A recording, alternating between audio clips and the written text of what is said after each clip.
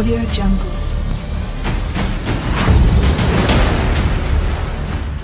Merge in this metagame quite yet, so I love his team building. We'll see how he pilots it to make it into the finals. Top 4 potentially. Well, what do we have here? I think that's a fish. I think that is going to be a fish. That is a fish on the field. That is going to be the Dracofish. And the Dracofish on the field. Yeah. Sorry, I'm a fan of alliteration. Can't you tell? I'm trying for you, Gabby. I'm really trying. I really appreciate that. Thank you for enabling me. This is an interesting adjustment, though. And this actually tells me a lot about what Marco might be trying to go for. If we are going to see turn 1 Dynamaxes from both the Excadrill as well as the Duraludon, remember what we saw before where we did see that Max Knuckle come out from the Duraludon, which really helps to set up the Dracofish for the second and third turns that we saw it on the field. One thing that's interesting to note, though, is that the Dracofish will be slower than the Duraludon if that's the strategy that Marco decides to go for, which means there could potentially be one attack where the Dracofish is going to have its attack lowered by the Intimidate on the opposing side of the field. So I like the switch here from Marco. I think he had to switch after the reveal of that Arcanine, but just like I was saying earlier, Eric has to switch too. Yeah, this is kind of the predictability that you were talking about, showing off the Dracofish, and now you have to bring in the Gastrodon just in case so that your Arcanine can stay protected in the back and get the Intimidate off. But after those switches, it's time for some Dynamax. Excadrill again is going for the Dynamax. You think we're going to see Duraludon go for it too?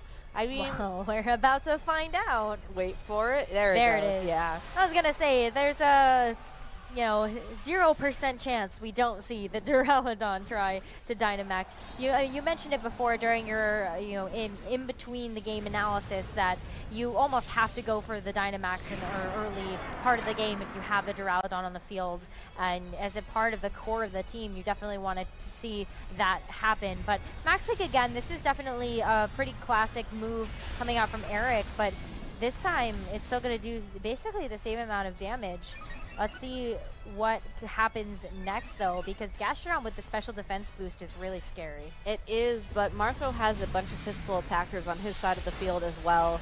I was hoping to see this Duraludon go for something like the Max Knuckle, knowing that the Conkeldurr was going to be switching in. You know, a +1 attack, Guts, Flame Orb, already burned Conkeldurr would have been a very scary thing for Eric to be staring down. Yeah.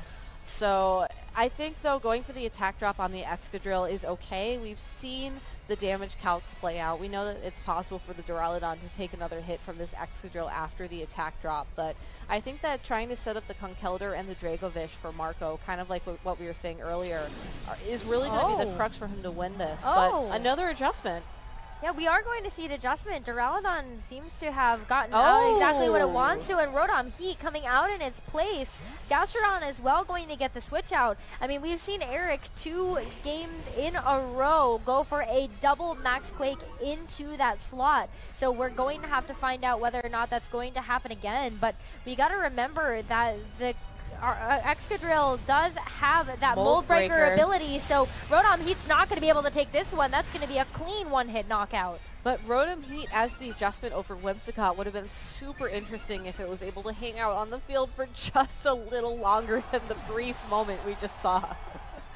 Conkeldurr, though, free and untargeted to go for a Drain Punch. Whoa. And also 1 HP, the critical hit. The hold item on Excadrill. Okay. I was a little bit unsure there after the critical hit. I was like, okay, that has to be a Focus Sash. But again, good information here and puts Excadrill within knockout range from something like a Mach Punch. And again, Eric in a position where he's almost going to be forced to switch in that Gastrodon. Having the Dracofish and the Conkeldurr on the field side by side is a decent position for Marco, knowing that, you know, the Arcanine, the Gastrodon, and most likely the Togekiss are the Pokemon in the back of Eric's party. He has the Duraludon for later to hopefully pick up the KO onto that Togekiss, and really forces that Excadrill off the field. It's an interesting Pokemon to preserve, especially when it only has 1 health point left, but I'm sure Eric has a plan. Ooh, Dracofish, though, going for the Rock Slide. This is going to be super effective damage onto the Arcanine. Not doing too much to the Gastrodon, but the Arcanine gets flinched. That's why you do it. That's why you do it. That's why you go for the Rock Slides. And, oh my goodness, would you look at that RNG? Oh, man. again. The freeze from the ice punch, the flinch from the rock slide. There is somebody smiling at Marco today after that last turn.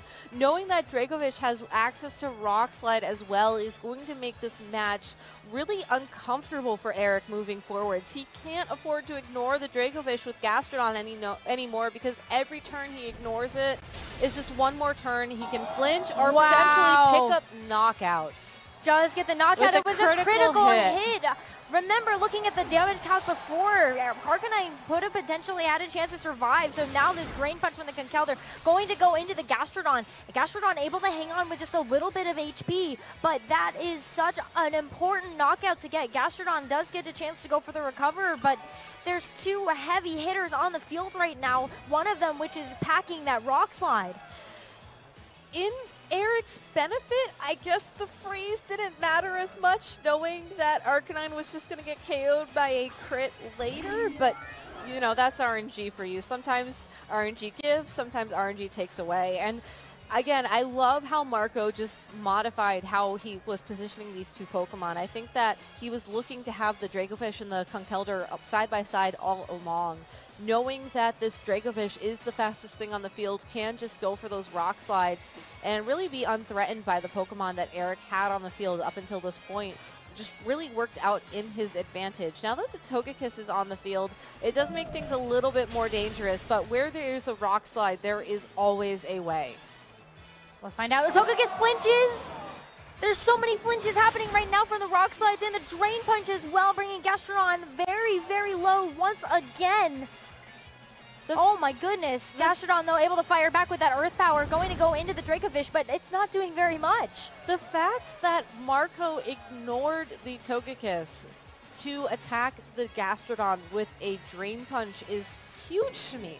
I feel like Togekiss is the Pokemon he needs to be afraid of. Yes, he does have that Duraludon in the back, but it's possible that this Togekiss, you know, could take a Steel-type attack if that Duraludon is given the opportunity. So really just Marco, I think, exhibiting confidence in that Dracovish's rock slide to carry him through into the top 4 here.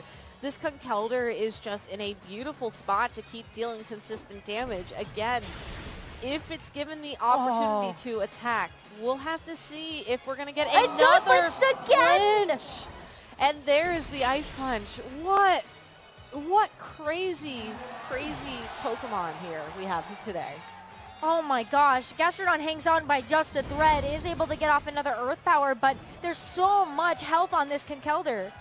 All it's going to take from Marco at this point in time to go on to top 4 is any attack from this Conkeldurr, any attack from this Dracovish. Both of the Pokemon on the opposing side of the field are down to their very, very, very last health points.